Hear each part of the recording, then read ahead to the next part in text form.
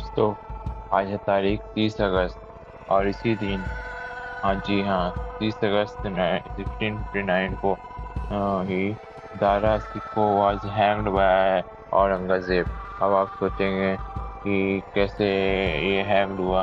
1659 में दारा सिक्को वो बहुत ही कल्चरल और बहुत ही अच्छे आदमी थे। वे हर एक धर्म को निष्पक्ष रूप से देखते थे, अपने कल्चर को ही नहीं बल्कि हर चीज में वे वे हर चीज ढूंढते थे।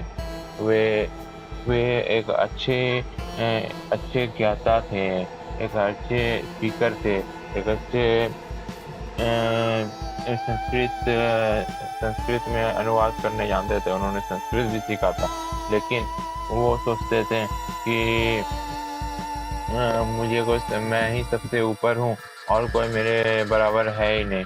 इस कारण उन्हें जो भी नवरत्न, जो महाराजा जो राजा के रहते हैं, वो उन्हें बहुत बोले बहुत बोले कि मेरी सलाह मानिए।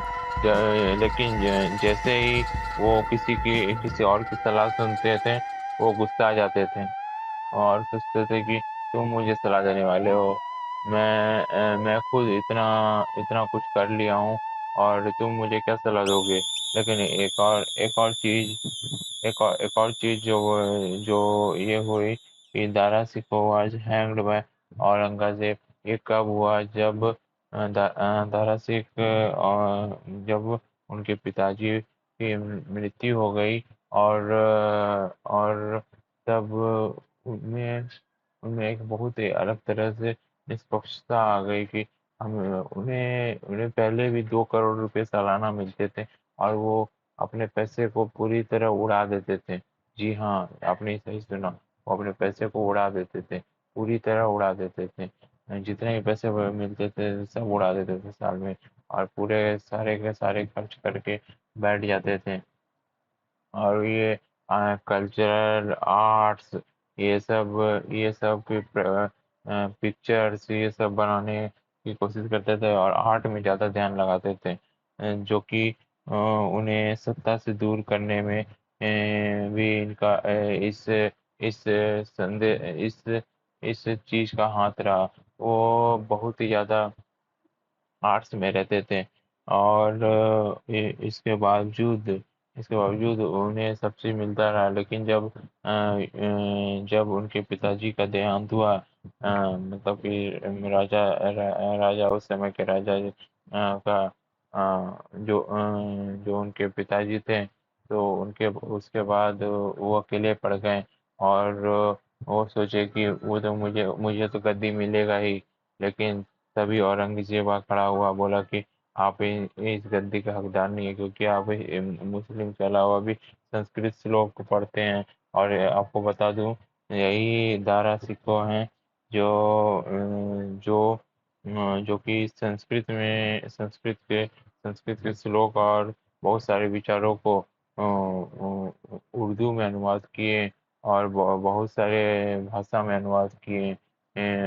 उर्दू में, अरेबिक में अनुवाद किए और बहुत सारे भाषा में अनुवाद किए, जो कि दूसरे कंट्री में जाकर के बहुत ही प्रचलित हुआ। और उसके बाद वो एक बहुत ही अलग स्तर पे चले गया और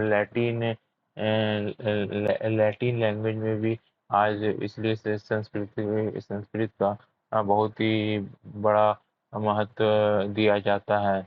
आज सारे लोग संस्कृत को जानते हैं। मैं ये नहीं कहूँगा कि पूरी भूमिका दारा सिक्कों की थी, लेकिन मैं ये जरूर कह सकता हूँ कि इनमें इनका भी रोल था, कुछ ना कुछ,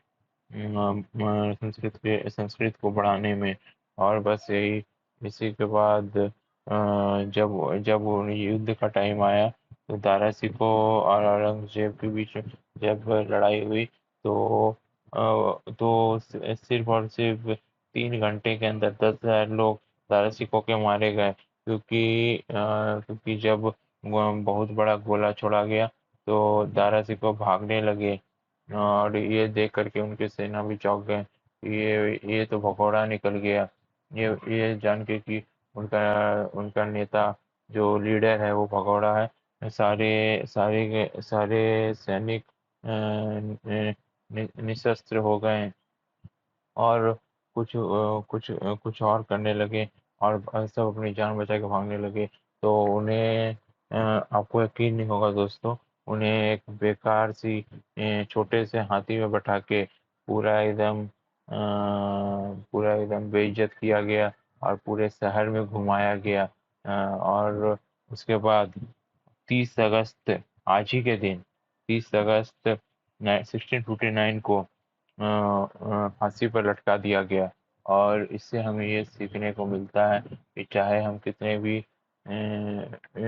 हमें सीखने को क्या मिलेगा, लेकिन हम सब ये बोल सकते हैं कि सही समय पर सही चुनाव कर लेना चाहिए।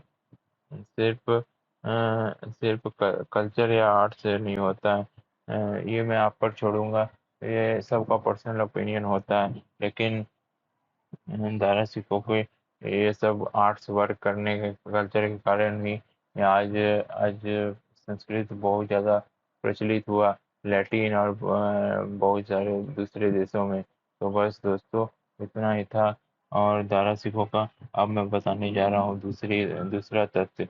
ये देखिए आप, ये देखिए दोस्तों, मैं ये बताने जा रहा हूँ कि इसी दिन 30 अगस्त को 1721 में the North Sea war ended with Russia डेज पीस, ये हुआ था। और आज ही के दिन 1799 में the Anglo Russian invasion of Holland, A squadron Ang Batavian Republic surrendered to the Royal Navy without a fight near Wieringen। तो ऐसे में ये बात मैं बताने जा रहा हूँ कि 30 अगस्त को ही ये एंग्लो इंडियन आप समझ रहे होंगे। जो ये जानते हैं वो तो ठीक है, जो नहीं जानते उन्हें मैं बताना चाहूँगा, विस्तार में बताना चाहूँगा कि एंग्लो इंडियन वो होते हैं कि जो एंग्लो इंडियन वो होते हैं जो इंडियन तो हैं लेकिन वो बाहर पैदा हुए। उसी तरह एंग्लो रसियन वो होते हैं जो रशियन तो हैं लेकिन रसिया के बाहर पैदा हुए। तो इसीलिए उन्हें एंग्लो इंडियन कहते हैं। The Anglo Indian invasion of Holland, A squadron and ये विदाउट फाइट के एक विरिंगन में, मतलब कि विरिंगन के पास एक विदाउट फाइट के सरेंडर हो गया। और बस मैं इसमें और कुछ ज़्यादा नहीं कर पाऊँगा क्योंकि इसके रिगार्डिंग कहीं भी कहा नहीं गया है। और गूगल पे वैसे मिल जाता है, लेकिन इसका वीडियो मुझे नहीं मिला। अगर वीडियो मिल जाएगा तो मैं आपको इसमें डाल दूंगा, लेकिन मुझे तो नहीं मिल रहा है एक भी वीडियो इस रिगार्डिंग कि Anglo Russian invasion of Holland, इसके रिगार्डिंग एक भी वीडियो नहीं मिला मुझे कोई भी प्लेटफॉर्म पे नहीं मिला मुझे वीडियो। तो इसलिए मैं ये वीडियो डाल रहा हूँ। हो सकता है कि आप समझ जाए मेरी बातों को। तो थैंक यू फ्रेंड्स। और भी बातें कहनी है। और मैं तीसरा तथ्य बताता हूँ कि आज ही के बाद जो मैं बताने जा रहा हूँ, आज गुरु रामदास जी चौथे गुरु बने थे सिखों के, ये वो भी 1574 में। तो बस मेरा इतना ही कहने का है। और थैंक यू फ्रेंड्स। अगर आपको इसी तरह का वीडियो देखना है तो आप देखते रहिए।